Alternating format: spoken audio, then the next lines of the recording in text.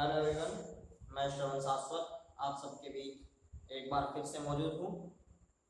आज अपने बात करेंगे जो पिछली क्लास में अपने जहाँ पे क्लास खत्म की थी वहीं से।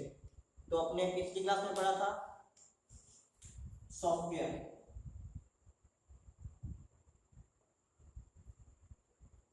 सॉफ्टवेयर पढ़ रहे थे। सॉफ्टवेयर के 3 भाग बताए थे। नंबर 1 पे था एप्लीकेशन, 2 पे सिस्टम, 3 पे यूटिलिटी। एप्लीकेशन और यूटिलिटी के बारे में बता दिया था। सिस्टम सॉफ्टवेयर के अंदर 2 चीज थी, एक था ट्रांसलेटर और दूसरा था जो ऑपरेटिंग सिस्टम। तो आज हमने उसी पर चर्चा करते हैं। तो सिस्टम सॉफ्टवेयर, सिस्टम सॉफ्टवेयर के अंदर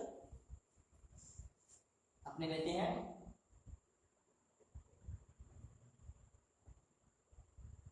ट्रांसलेटर या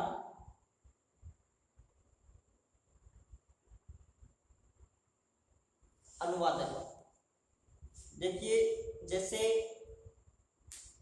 उदाहरण लेते हैं, अपना कोई भी एक राजनेता है जो कहीं विदेश में जाता है तो दूसरी भाषा में उसे बात करनी होती है। वो अपनी भाषा नहीं जानते, हम उनकी भाषा नहीं जानते। उन दोनों को आपस में बातचीत करने के लिए एक दुभाषिया अर्थात भाषा को ट्रांसलेट करने वाला एक व्यक्ति चाहिए जो एक भाषा को दूसरी भाषा में बदलता है, ऐसा चाहिए। तो वो ट्रांसलेटर होता है। इसी प्रकार अपने कंप्यूटर सिस्टम के अंदर अपने जो लैंग्वेज का इस्तेमाल करते हैं, जैसे कीबोर्ड पे कुछ टाइप किया या कुछ बोल के जो भी अपनी भाषा का अपनी जो भाषा का इस्तेमाल करते हैं, मशीन वो भाषा नहीं समझती है, अर्थात कंप्यूटर वो भाषा नहीं समझता है। कंप्यूटर भाषा समझता है 0 और 1 में। कंप्यूटर भाषा जो समझता है वो 0 और 1 में। इस भाषा को कहते हैं बाइनरी भाषा, अर्थात बाइनरी के अंदर बाइनरी या मशीनी भाषा, जिसमें कंप्यूटर अपने को समझता है, जो अपनी भाषा कही है वो समझता है। अपने जिस भाषा का इस्तेमाल करते हैं वो HLL high level language, HLL high level language. और जो भाषा मशीन समझती है उसे आप LLL लो लेवल लैंग्वेज या मशीनी भाषा।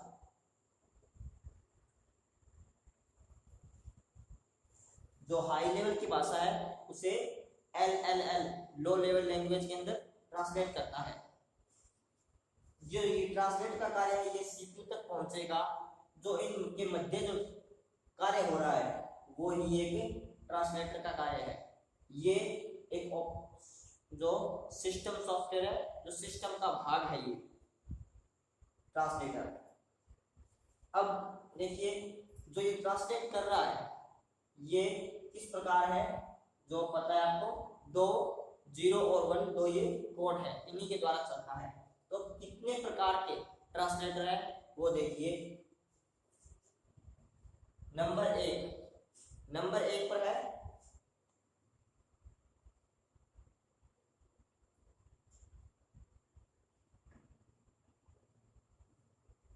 कंपाइलर।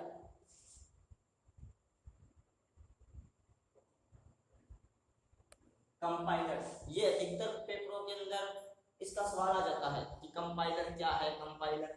कंपाइलर है जो एक प्रकार से एक ट्रांसलेटर है, और दूसरा है जो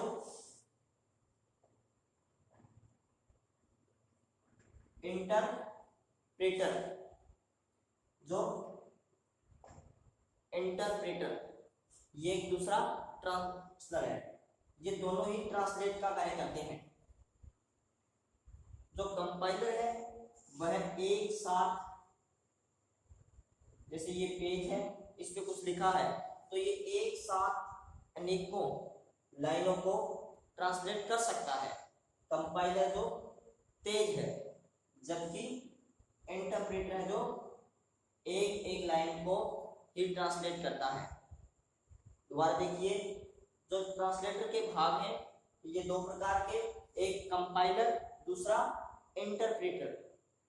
जो कंपाइलर है वो एक साथ कई पेजों को या पूरे पेज को कह सकते हो आप एक साथ अनुवादित कर सकता है, जबकि इंटरप्रेटर है जो एक एक लाइन को अलग अलग से ट्रांसलेट करेगा। दूसरा, अब देखिए इसके भाग तीसरा था जो लगभग 1960 के दशक में था, जब ये बाइनरी लैंग्वेज नहीं थी, उससे पहले ये थी असेंबली। तो वो असेंबलर है।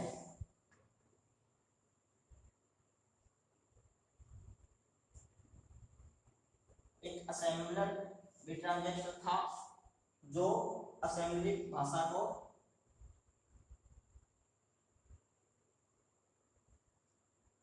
इस भाषा को ट्रांसलेट करता था, पर अब ये वर्तमान में ये नहीं है।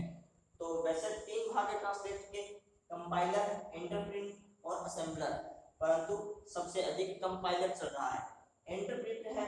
अब कई बार ये पूछा जाता है कि सर अगर कंपाइलर सबसे अच्छा पूरे पेज को प्रिंट करता है तो इंटरप्रेटर की जरूरत क्यों पड़ रही है, इससे एक एक लाइन को इतना स्लो प्रिंट क्यों किया जा रहा है। तो कुछ जैसे लैंग्वेज है जावा, सी प्लस प्लस, इनके अंदर प्रोग्राम बनाते हैं तो प्रोग्राम में कहाँ एरर है इसकी जांच नहीं हो पाती, तो उस जांच को देखना है तो एक एक लाइन को ट्रांसलेट करना होता है। कोई प्रोग्राम है, प्रोग्राम के अंदर आउटपुट ना हो, एरर आ रहा है पूरा प्रोग्राम के अंदर, तो किस लाइन के अंदर त्रुटि है उसको जो है ये ट्रांसलेटर जो इंटरप्रेटर है ये वहां कार्य करता है। तो देखिए अब समझ में आया होगा कि अपने सॉफ्टवेयर पढ़ रहे थे, सॉफ्टवेयर के अंदर तीन भाग थे, एप्लीकेशन, सिस्टम और यूटिलिटी। जो सिस्टम सॉफ्टवेयर है, सिस्टम सॉफ्टवेयर के दो भाग थे, ट्रांसलेटर और दूसरा ऑपरेटिंग सिस्टम। तो ट्रांसलेट के बारे में मैंने आपको बताया कि कंपाइलर, इंटरप्रेटर और असेंबली तीन प्रकार के हैं। जबकि कंपाइलर है एक पेज को पूरे को एक साथ अनुवादित कर सकता है, इंटरप्रेटर एक एक लाइन को करता है और असेंबलर है जो असेंबली भाषा को अनुवादित करता है। ये है। इसके बाद अपने ऑपरेटिंग सिस्टम के बारे में आगे की क्लास में जानेंगे, और इसके लिए पहले मैं बता देता हूँ बातें ऑपरेटिंग सिस्टम की। जैसे देखिए कि अपने कंप्यूटर के अंदर कमांड लगाते हैं, कॉपी की कमांड लगाई, पेस्ट की कमांड लगाई, किसी चीज को सेव करना है तो सेव कैसे हुआ, अपने प्रिंट करते हैं तो प्रिंट बीच में कागज रुक गया तो अपने पास उसका एरर का निशान आ जाएगा, कंप्यूटर की स्क्रीन पर दिखा देगा कि प्रिंट नहीं हुआ है। तो ये कार्य कौन कर रहा है, सारा का सारा वो सब का सब कार्य ऑपरेटिंग सिस्टम के माध्यम से हो रहा है। कैसे? क्योंकि जो ऑपरेटिंग सिस्टम है वो यूजर को और कंप्यूटर को उन दोनों के मध्य कार्य करता है। ये परिभाषा याद रखना, कंप्यूटर और यूजर के जो मध्यस्थता का कार्य करता है वो ऑपरेटिंग सिस्टम कहलाता है। यूजर और कंप्यूटर सिस्टम के मध्य में जो कार्य करता है वो ऑपरेटिंग सिस्टम कहलाता है।